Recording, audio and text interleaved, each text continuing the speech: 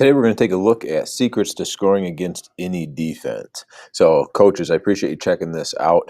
And the secret is not really anything that you probably haven't seen before or don't know anything about. So it's not as though, I've created something that's just brand new to the game of basketball. The secret is that the defense doesn't know what you're going to do.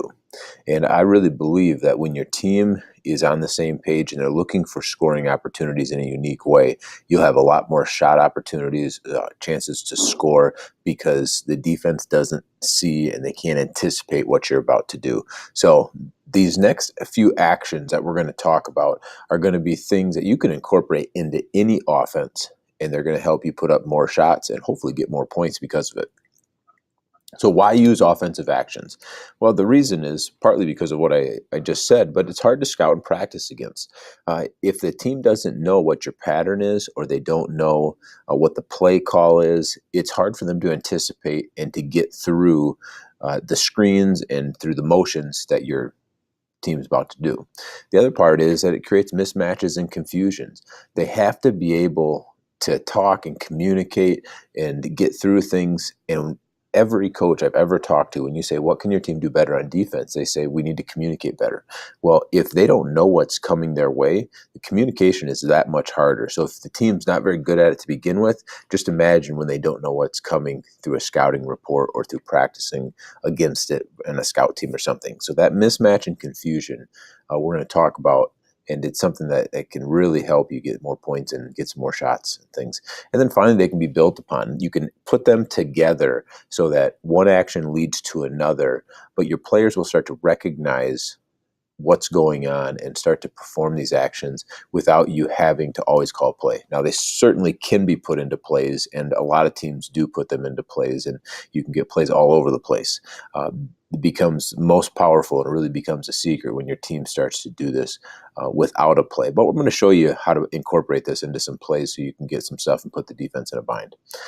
Implementing these offensive actions, the best way to do this is really through 3-on-3. The buzzword right now is small-sided games, and a lot of coaches have been doing small-sided games. We've just been calling it 3-on-3 for who knows how many years. But when you implement and you teach things in a way where the actions can be performed over and over and over again, it gets ingrained in your players. They start to recognize things quicker. Their skills get better so they can perform it faster and more accurately. But that's the best way to do it. When you start it with 5-on-5, what happens is your best one or two players will perform the action and everybody else will stand and watch. We want everybody to be able to perform these actions because that's when you're the hardest to guard, when everybody knows how to do each thing and then they select the right time to do it. In my open gyms, we run 3-on-3 in the first half of the open gym, and then the second half of the open gym, we go 5-on-5.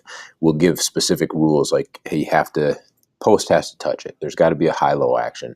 There has to be a drive and a kick. The ball has to be skipped once. Doesn't matter what the action is. It has to be a ball screen before you can score. All of those actions start to get ingrained in them in that 3-on-3. You go to the 5-on-5 and you say, hey, let's not forget what we just worked on. We do a lot of this in practice as well, where we're trying to break things down, get the players to understand them, get it to be something that they do over and over again, and then we'll throw it in the 5-on-5 and incorporate it into the play maybe, or into just a motion offense, depending on what we're working on exactly. So that 3-on-3 or small-sided game is the best way to teach this and to implement it in your offense. And then what you're going to get, we've talked a little bit about this, but the best way to teach each action, I'm going to go through some of them and just give you some ideas on how we teach them and how they can be put together. Also some drills to use to implement the actions.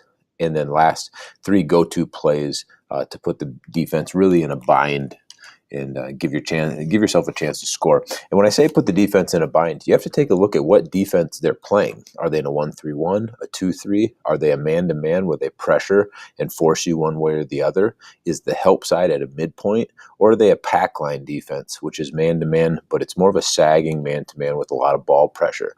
All of those things offer something different. So each of these actions that we're going to go over may work better against one team or another.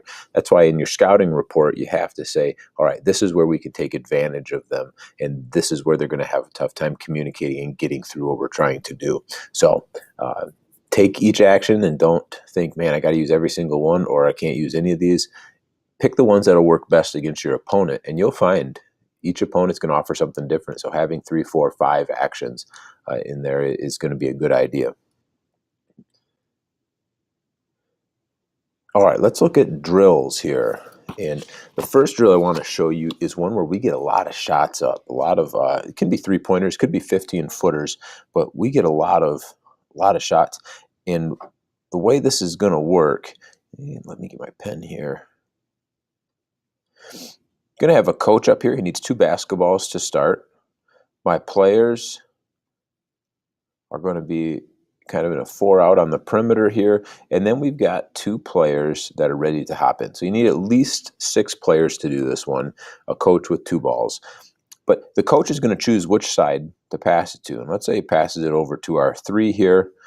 Since the ball was passed up to the top, our top man on the opposite side is going to go and is going to set a pin down screen right here.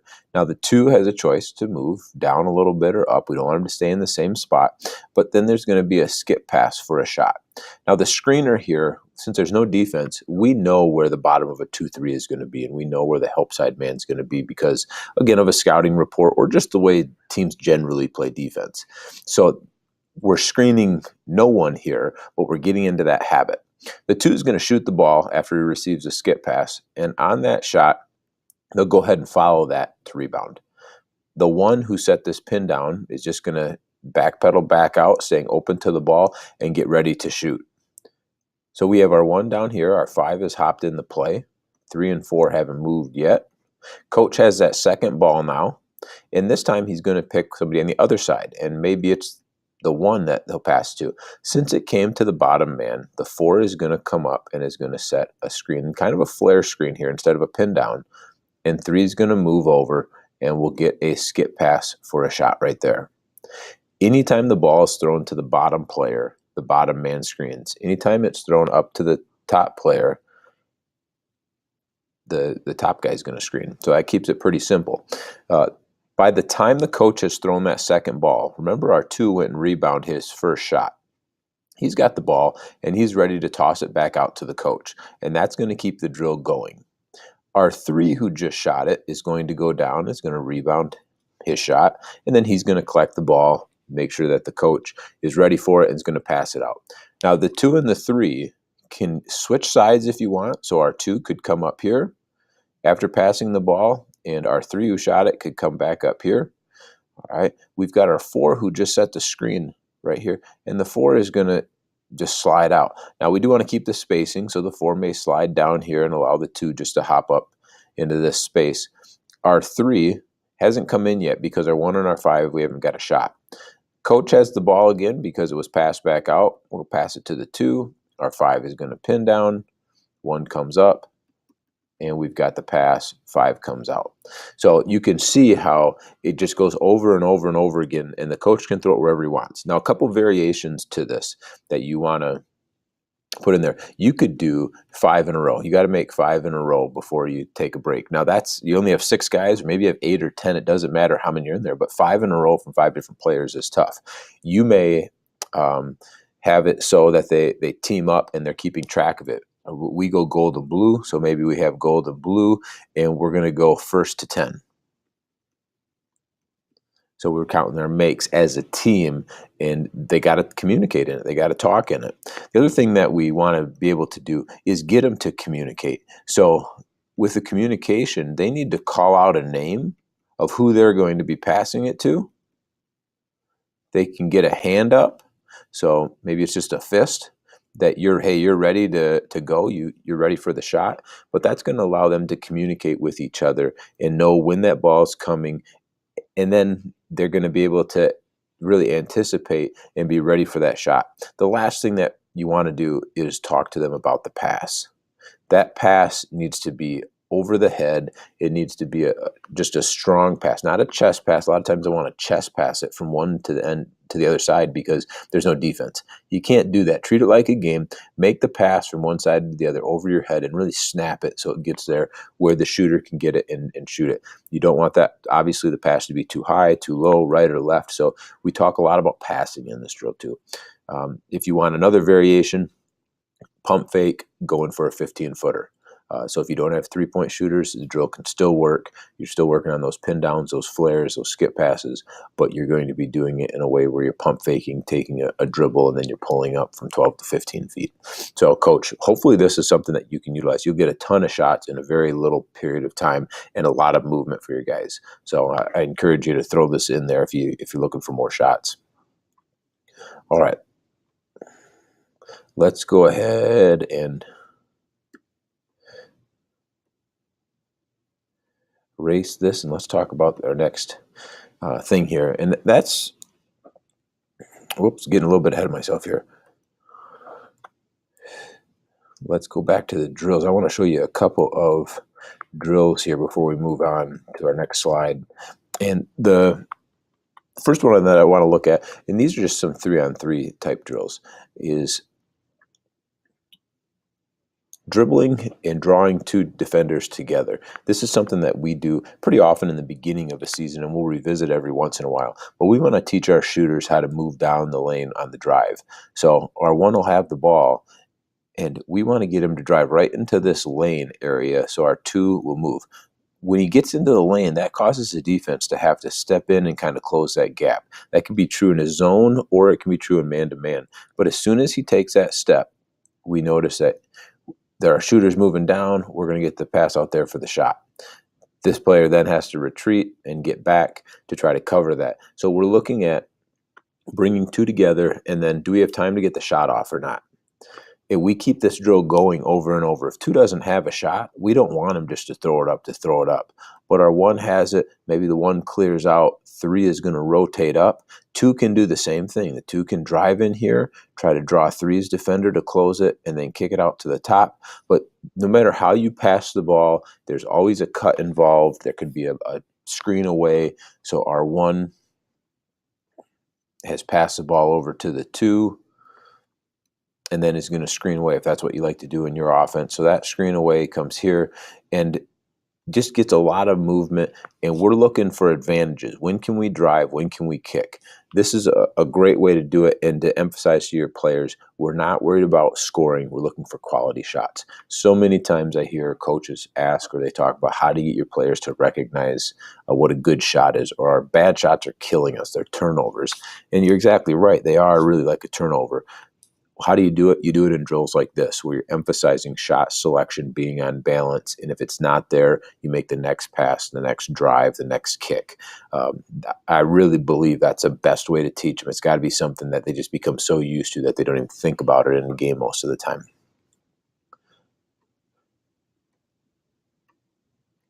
Our next drill is going to be a fill after a cut. And fill after a cut, I've run this a few times at the end of a quarter or even the end of a game, to get us into overtime once, is we're going to go ahead and we're going to pass the ball over. We're looking for that drive. We got a good slasher here. He drives down under control. That's the key. And then the one is going to come and is going to replace. So we end up with our two on the bottom and our one is right behind him. What typically happens is as soon as the one passes it, the defender may step over, but as soon as the drive happens, they take a step down. That's when your one can move from the top of the key over right behind the two, and you have this nice lane where nobody is typically at, and you pass it back out. When you pass it back out, the one's got a shot. Now, you can run this for any player that you want, but if your players will fill after a drive, then you're going to get 2 or 3 shots that you didn't have before, just because the defense starts to ball watch and they want to go where the ball is and they lose sight of their man up top. So this is something, if they have that concept and you have a shooter, get him there and then teach your players to go under control. This has got to be a jump stop in here. They can't go in flying in, throwing it up, just a prayer, hoping that it goes in. That's a bad shot. That's a turnover. Why not jump stop, turn, kick it the other way? The other thing that is true in this is if you'll teach your players to go down to the corner. So if there's a baseline drive, you can always have a skip to the baseline corner as well. I like the kick back out to the three-point line better than I like the baseline pass, but it does offer another option for your players if they get out of control at all. So that's filling after a drive. Then let's look at if we'll drive after a cutter. Let's erase this. Driving after a cutter is a very similar concept, and again, the 3-on-3 offers the most space so they can start to do it, start to get used to it. But if we have a pass over to the 2, and then our 1 is going to cut down and it's going to clear out, all of this space is wide open. And what are we going to do with it? Well, we want our 2s to turn the corner and to drive that space. 1 is taking his defender out of there. Now, you do have the 3's defender, and the 3's defender may come over to the help side and plug that up. Well, what do we have now? We've got a drive and kick situation, and we just worked on that. So now when we drop, he's under control. We've got the pass back out. So that's how you can add these kind of layers to it, and you can make these actions work with each other, is making sure that they understand, hey, we're going to drive after a cut. If it's not there, you should have a drive and a kick situation. So definitely something that you can talk to your players about and build upon here.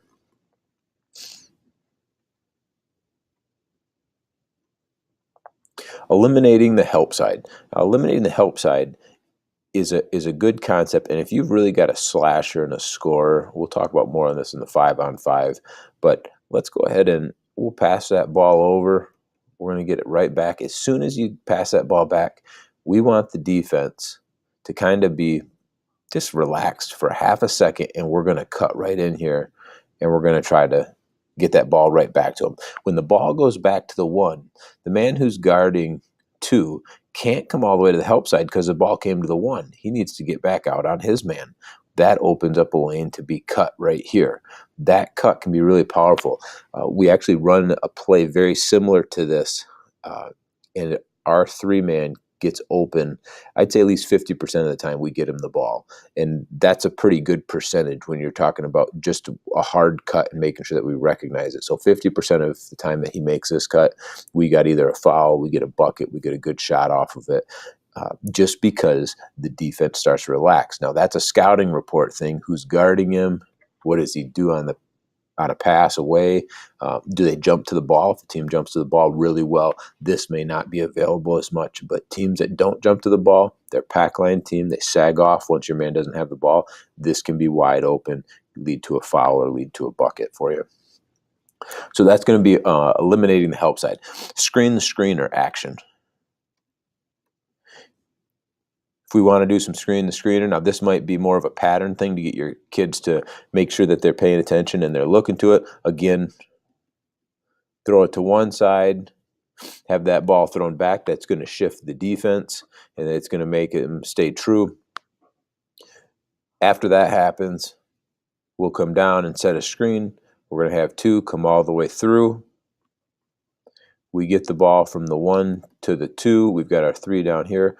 1's going to come set the screen. 3's going to come up. So now we're left with 3, 1, and 2. Well, what are we going to do at this point? Pass it back up. Let's go ahead and we can screen down here. So 1 just screen. We're going to screen the screener again, have him come out. If we don't like what we see, 3's passing it out to the 1. The 2 is down. We're going to screen down. We're going to come up. Lots of down screens here, lots of cutting up. You could set it with back screens as well. But this causes the defense, and you'll notice your defense, to have to guard and to talk a lot. This is not an easy thing to do. And if you can get teams to have to guard multiple actions, and I think it's one of the hardest things for a defender to do is to guard 2 actions simultaneously, you'll find there's a lot of openings here. So this looks, like a play, and it is a play in the sense that you need to kind of choreograph this to your players so that they can learn it. But as soon as they get this pattern down, no matter where they go on the floor, they may go all the way to the other side. They'll know, all right, I'm going to screen, and then the second player who wasn't involved in that screen is going to say, all right, now I've got to go screen that screener, and we'll see what we can get. So lots of good things here. And let me just show you real quick if we wanted to run this. I'll just put them into place right away. If we wanted to run this, instead of having it be a down screen, let's back screen. Let's have this player go down there. Maybe our 3 pops out 2 gets it. We pass it there. Our 1 is down. Now 2 is, instead of 2 going down to screen, our 1 is going to come up, is going to back screen the 2, and we're going to keep it going that way. So the pass is continually made, continuous with the back screens, and we're going to get people open that way. So you can run that in 2 different ways, but 3-on-3 is the best way to get. You could get them to do this 50 times in probably a 3-minute period, and if they get a good shot, they get a good shot. Sometimes we let them shoot, sometimes we don't. Sometimes we'll take the first segment and we'll say, hey, no shots, we just want the action. The second one is, all right, we'll take layups and we'll take wide open shots. So now they've got to be selective and they got to be choosing it. We never say, just shoot it when you think you can score. I think that defeats the purpose. And again, the poor shot selection comes into play that we hear so many coaches talk about. All right, so we've got a few of those actions, the way that we teach them and the way that I think it's best to teach it. Let's go ahead and take a look now at some specific areas. And we'll look at screen the screener here first. So when we're talking about screen the screener, and this will be more in a 5-on-5 set. Again, you can run this as a play. This is an action that you can just have your players do it. I think it's good to have some quick hit plays in there. You just having your offense all dictated by these is easy to scout, but having it every once in a while definitely is something that can help you out. So what we want to do in this screen the screener is we're going to pass the ball out to the 5, and then we're going to come down, we're going to screen, and we're going to get a little flex cut off of it. Now, here, if our 1 is our shooter, then this is going to work perfect. 5's got the ball. We're going to down screen. We're going to come up, and now we're going to go from 5 to the 1, and we've got a shot there. If 1 isn't a shooter, maybe you want to isolate the 4, we would do the opposite. We would send 1 to back screen and have him come down, and now we're looking at a post-up opportunity. 2's man had to stay home. All right, 3's in the corner, so there's no help side there. So we have eliminated the help side to a certain extent by running a back screen there instead of running a down screen. So that's a little bit of screen the screener action. And you can do this in so many different ways. A lot of times out of bounds plays run this, but it is hard to guard 2 actions.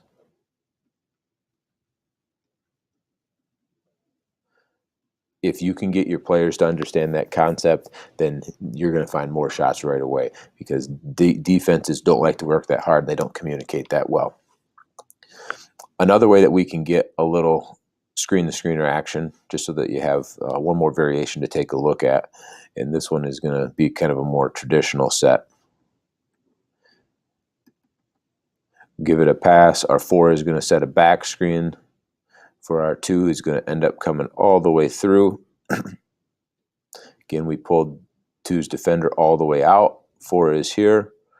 Our 1 is going to go and set a screen. Since 4 was our screener originally, 1's going to set it. We can have him just come up to the elbow. We're going to take a look there.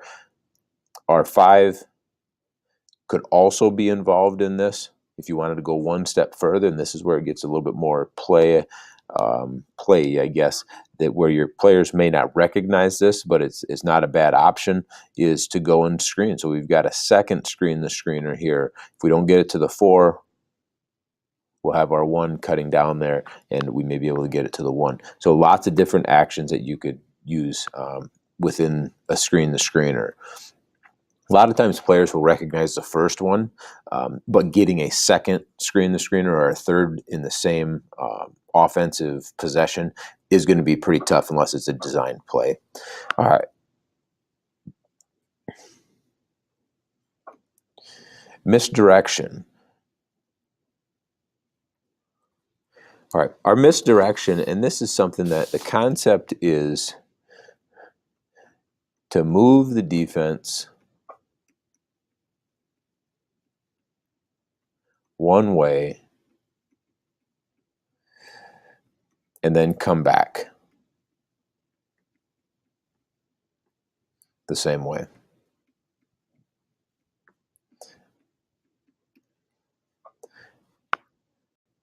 You can do that with your post players.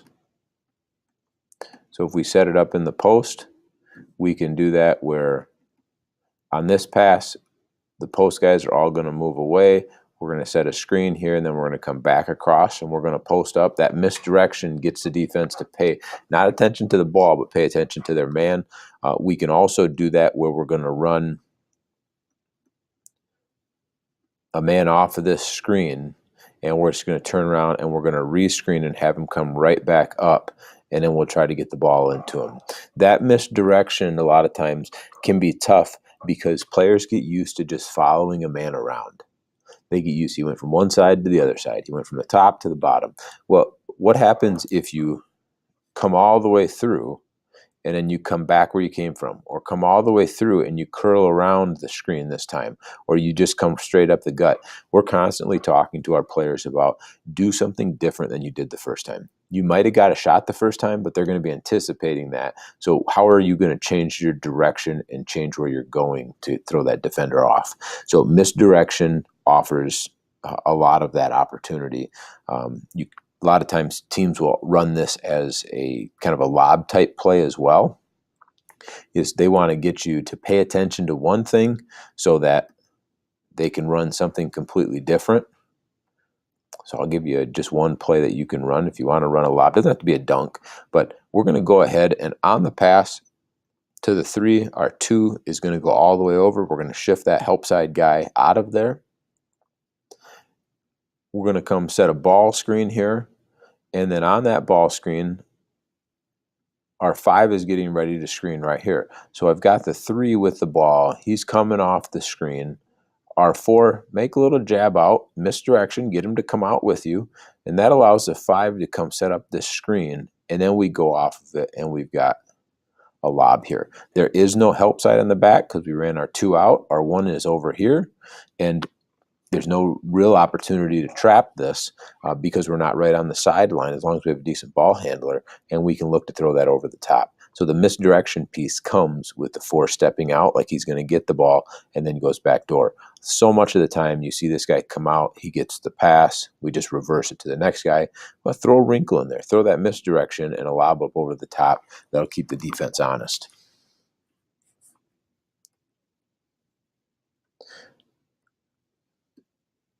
All right, eliminating the help side.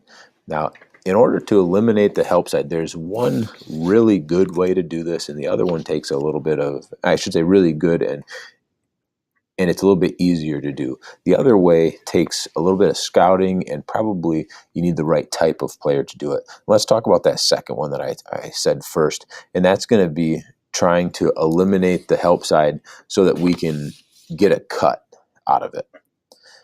So we always have our 4 kind of trail, so he ends up top.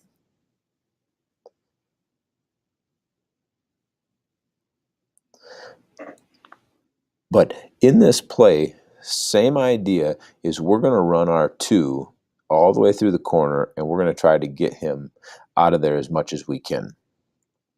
Our 1 has the ball right now. And what we want to do is just start this with a little action here to get the 2's defender all the way over. We got the 5 paying attention there. And then we're going to pass it right back to the 1. Our 5 can set a screen sometimes, and sometimes he doesn't. Sometimes he just stays there to occupy that defender. But on that pass back, we're getting a cut right down here into the center. The 1 can be the one to throw it, or it can be a quick reversal, and then it can come down here. Either way, if you get it quickly from the 3 and then have him cut, whether the 5 screens or the 5 just stays home, what you'll find is some players are lazy and they stand straight up. They start to sag off of that man, and it allows us to get our shoulders or our hips by the defense, and we've got to play there. This is a little bit harder. You got to have the right person. You got to have the timing down just a little bit. But if you work on it and you got a pretty quick player, you can get some looks at this. Like I said earlier, we score quite a few times on this, or have scoring opportunities, I should say, quite a few times. The second way, and what I think is a little bit easier of a way, and we're going to put these guys in the same position here, is on this pass over to the 3, we're just going to go ahead and flash our 4 right here. And when you flash the 4, that's who we're trying to get the ball to. Now we've got a high-low, and we can get the ball right in here. Here's what happens. X2 is allowed to be over here when the 3 has the ball. But as soon as the 4 gets it, he needs to step out because he's one pass away, and that quick pass could lead to a shot. So it might be a ball fake from 4, or it might be that he's already moved out there, and now you can get the pass right down here into the 5. If X2 stays, obviously passing it to 2 for a shot is your best option. But so much of the time, the defensive help side rotates back out, and we're looking right down there. You have to have a post player to run this. It doesn't have to be the 5 necessarily, but any high-low action coming from this area right in here, you're going to find that there are no help side principles for that. The one thing teams try to do is they run the pack line and they sag people off in order to try to get this. This is where you're going to find, we talk about pin downs, the pin down screens are going to be really powerful in order to get some shots. So if this action's not here, I'll show you where some other action is going to be. All right, occupying multiple defenders. And when we occupy multiple defenders, this could be versus a 2-3 or man-to-man. Let's go ahead and just draw it up in a 2-3.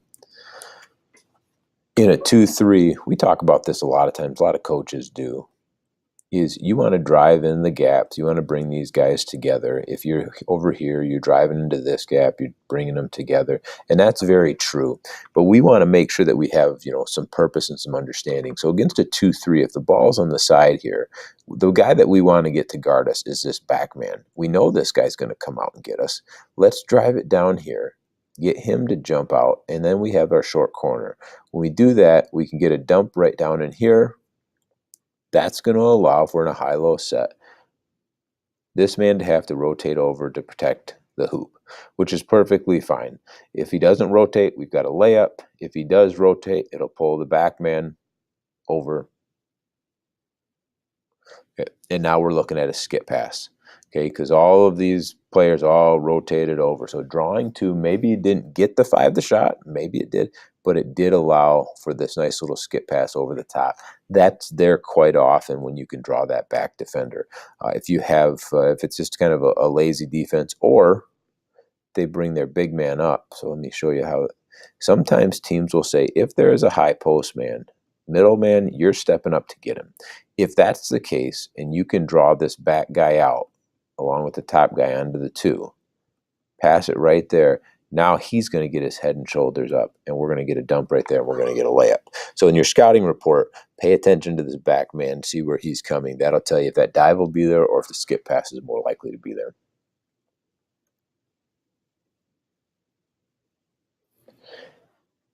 When you're doing man-to-man and we want to occupy multiple defenders,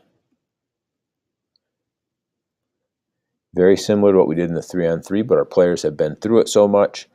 Now we're going to go ahead and let's say it's our 4. What we have here is we have defenders who have sagged off a little bit. We're going to drive it right into this gap, get this guy to bite, and then our 1 is going to slide along with our 2, and we're going to try to get a kick out right here. If you want to drive it the other way, it's got a quick player, you can get in here, great. We'll slide him to the corner. We're going to pass that. If they don't drill it in the 3-on-3 and get used to where each other are going to be and how to pass with that pressure on them, then you'll find that there will be tips and steals by the defense. But if you drill it, they get used to it, and they can usually make a pretty good pass there. The last way that you do this against a man-to-man, and let's put it in just kind of set them up a little differently. We'll say that our 5 or our 3-man has it. Our 3 is going to drive it down, and if they can draw X5 over, they've got X3 with them. When that guy steps over, 5 goes right to the hole, and you can get a little lob over the top. It doesn't have to be a lob for a dunk. It can just be a lob. They catch it and they shoot it. But you're drawing 2 together. You're making the help side, this low guy, step over, and when he does, he leaves the backside guy open. This looks a little bit like the dribble drive offense, and it does have that concept in it. But it doesn't have to be all within the dribble drive. It can be, we're just recognizing, hey, we drew two together. And sometimes you'll have guys stay in the corners, and when they stay right on that corner shooter, this is much more open. If they sag off and they try to help, well, then the kick is going to be out to the corner.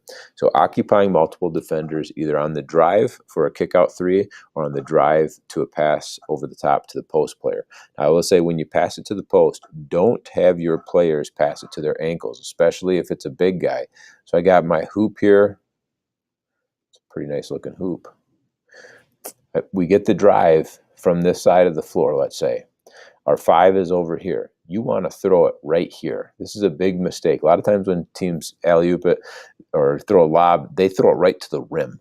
Well, if you don't have a kid who can jump that high to the rim, or they can't jump up there and move the ball where they want it, it's not going to work. This man on his way up, most players are going to be able to get to the back of the bottom of the backboard there. So as you throw it up, you want to throw it right to that spot, allow them to come and meet it, and then they can lay it up, or they can dunk it if they can jump that high. So that's a little bit on how to lob it and not turn it over. When you throw it down to their ankles, you throw it to their knees, to their waist, too many hands down there. We want to throw it up where nobody else is. And again, they don't have to dunk it. They just have to grab it and put it in. All right, pin down screens. These are some of my favorite screens, one of my favorite actions to do. And our players do this quite a bit because you can run it against a zone or man-to-man. I'm going to look at two different zones real fast here with this pin down. Versus a 2-3. The ball gets over here. We got everybody shifting. They got to guard this. If you run any kind of it doesn't even have to be a 4-out. We run a lot of 4-out, so this works pretty well for us, but it doesn't have to be. On this, as soon as this bottom guy gets 2 feet, he's going to get both feet in the lane. We're coming down, and we're pin downing right there, and we're looking for that skip pass as this man drops. Okay, same thing happens when you get the ball on this side of the floor, let's say in a 1-3-1. This man's responsibility is that block. This one's here. We're going to come over. Well, what's going to happen? Let's say it's our point guard over here this time, and we'll put our 4-man in the corner. As soon as that happens, pin down on this bottom guy. We're throwing over the top. We're going to look for a shot right there. If there's not a shot, there's a pump fake and a drive. So you've got one or the other. As long as that drill I showed you in the beginning, work on skip passes, but these pin downs against any zone are going to be there. Now, against man-to-man, we're looking at where's their help side defense going. If I've got a player over here, let's say the ball's on this side of the floor, this man, some teams get all the way to the midpoint. Some say just inside the paint. As long as there's 2 feet in the paint, our backside guy can come pin down right here. We can move him whichever direction we want. There's our shot. So we're paying attention to what type of defense they're playing, how far their help defense sags. Now, if they don't sag at all, then you're probably looking more at a drive than you are at a pin down, a drive from your ball, the person with the ball. But most teams will get over in the help side, and that's when you can get a pin down, have a shooter on that backside. And we do this sometimes 2, 3, 4 times in a possession. We don't like the first shot. We don't like the second shot. Well, the third one we do like. But that's teaching the players to be patient and find those good shots. So pin down screens. Now, let me give you a quick play. So I'm giving you a bunch of concepts. Let's give you a play that you can run out of this. And this one is going to have a point guard up top, 2 and 3 on the wing, and we'll go high-low here with our bigs. So in this pin down, it can be versus a 2-3 or man-to-man as everybody kind of shifts here. So we'll kind of match them up. This guy's in the help. 1 is the one that's going to slide down. So we had a pass from the 1 to the 2. He slides down. And now we're going to go ahead and we're going to take a look at that skip pass right there. I can't tell you how many times that's available. And it's the same exact play against a 2-3 as everybody shifts. That's the guy we're going to get it. If you run a 2-guard set or you have your 4 trail, have your 4-man who might be in the back. He may not be down low. Have him be the one to come set that down. It's a little bit quicker that way. The second way that this can be run is out of a 1-4 high set. So again, you could run this against a zone. Let's go ahead and put this in a 1-3-1, just so we can take a look at what that would be. We're going to pass it over to the 2. Everybody is going to shift. This guy's got to cover. He's got to come down. All right, we're covering the big guy right there. We let all that action happen, occupy the ball here, and we could even run this guy down with the bottom man, come down for a pin down, run him back over. So that makes him stay true, and there's our skip pass, and we have a shot. Okay, so understanding how the backside of that zone works, you can get a pin down screen or a pump fake and a drive or a 15-footer. So there's 2 different ways to run a pin down and get some good stuff off of it. All right, fill after a drive. Filling after a drive, this can be huge. And I told you earlier we ran this to get into overtime one time. If you want to have put them in a little high-low situation here again. 1 passes it to the 3. We got a drive right here. We're going to try to draw 2. If it's not available, we're under control. 1 is going to fill. When we fill, we can pass it right back because we've got this lane. His defensive man most likely stepped down, and as long as it's a quick movement by 1, that's going to be there. If you don't have the shot, what you'll have is X1 coming out hard on top, drive it right back in here into this open area, and you're going to find that your 4-man and your 2 will read that drive, step out, and you either have something there, or if the help side tries to step in and help it all, we'll get a kick out to the corner. We may draw X5 to come up and a lob up over the top. Lots of different things, but on a hard closeout, talk about 2 actions. The first action that they had to cover was getting out to the shooter. The second action was trying to defend the drive. That's a tough thing to do. The 2 actions don't have to be a screen every time. So there's a fill. I did a fill after a drive. Drive after a cut. This is where I almost got to before we got to the slide. Driving after a cut.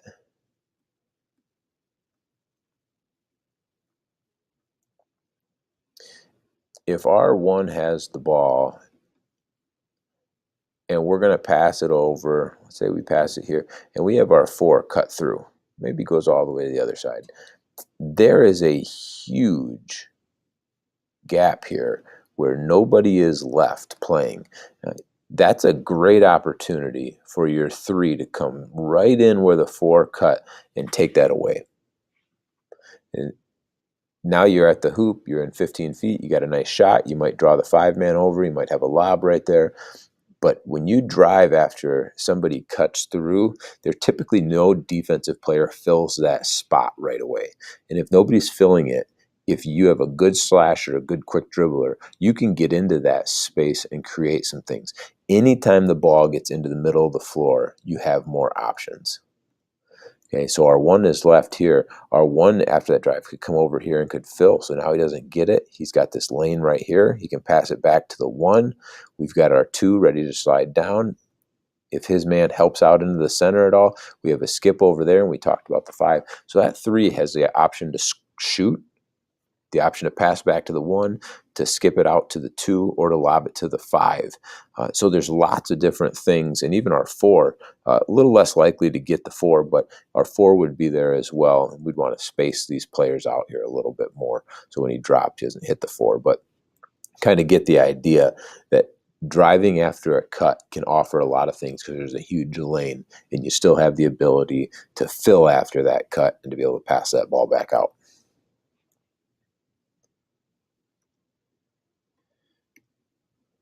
All right, let's look at 3 plays and things that I think you can use. These are not necessarily end of game, but they certainly could be. End of game, less than 5 seconds, that kind of thing. And the first one is going to be a baseline out of bounds play. So we're going to have our 3 take it out. He's usually our playmaker. We're going to get our 1 and our 2 down here. And then we're going to get the 4 and the 5. We want the 4 just in front of the 3-point, 5 just on the top side of the 3-point. And a lot of this action is going to happen at the same time. But 3 slaps the ball. We get the ball into 3, or into the 1, excuse me. 3 comes out, and it's going to be a handoff. Now, while this action is happening, our 4 and our 5 are setting a staggered screen right here for our 2 coming up. So as the 3 gets the handoff from 1, 2 is becoming available right here with our 4 and our 5 still there. This action, they're trying to figure out how to guard this. And if they aren't paying attention, what the 3 will get is a drive right to the hole with no help side. So you want to talk about eliminating the help side? This is how it's done. The second thing is guarding 2 actions. These players have to communicate as to how they're going to guard this because there's a staggered screen to get through. If they switch this, and this man is open, we've got a kick right there to the 2. If there's no shot available, you usually get the pass there. Now we've got the 3 here with the 1. If they switch it, you got a smaller guy on him. Dive right to the hoop, get the ball right back. Again, 4 and 5 are not much of a factor in this play because things happen so quickly. But 3's now got the drive. He's got the kick to the 2 for the 3, or a pass right back to him. So 3 great options for hopefully your best scorer right there. If that's not your best scorer, put that guy taking the ball out of bounds, and you're going to find a lot of good stuff off of this action. So that's play number 1. The second one, let's look at a sideline out of bounds, and there's a couple of variations of this that I'm going to give you. And you pick the one that works best for your team, obviously. We're going to have our 2 take the ball out of bounds. So on the slap of the ball, we're setting a down screen. 3 is coming up. That's who we want to get the ball into. Once that happens, 5 is going to step in, and we've got a screen-the-screener action for our 1 coming out. So what we have now, it looks like this. And you're saying, well, what does the 4 do?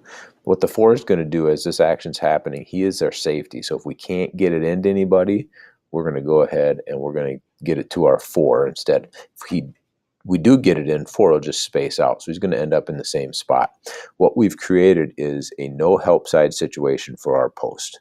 You got a good post player. There you go. You've got a no help side. If they switch, you've got a little man on a big man. If they don't switch, they fight through it. You've got the opportunity to seal over the top after that screen and get good positioning. So not necessarily the 3 getting the shot in this. We're getting it to the post, or we're looking possibly, if they didn't communicate well, get it to the 1 or to a shooter right there. Now, if it goes into the 4, same thing still applies. We could have our 5 come across here, don't like it. We're going to reverse it. We're going to allow him to work and to seal. But we basically created a 4-on-4 because the 2 hasn't really done much. He might come in bounds here, but we're not going to clog that up. We're going to let the play develop. Now, here's the variation to it. If you get it into your 3, but you got a good shooter in your 2 who took it out of bounds, 4 is going to come in. As this player steps in, we're going to come back screen him, run him right to the corner, throw a lob up over the top, or just a pass over the top, and we're going to get a shot for a shooter in the corner. So you probably wouldn't be able to look at all of those options in less than 5 seconds, but you certainly could get it to your 3 down to your 5, or from 3 to 1 and get a shot off within 5 seconds. If you knew your 2 is who you were going for, maybe you ran it the first time, got it to the 5 or the 1. Next time you come back to it, say, hey, we're going to hit the second look, and that's going to be our 2 getting a back screen from 4. So depending on your personnel, one of those may work better than the others, but there's a lot of good stuff that you can use there. And it's not just a one dimensional play. There's a lot of actions that have to be guarded, and they're pretty easy for the 3 to see, so you can make good decisions. All right, last one is going to be a 5-second pin down.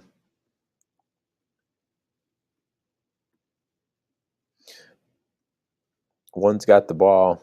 Going to reverse it to the 4. On that reversal, our 5 comes over to post.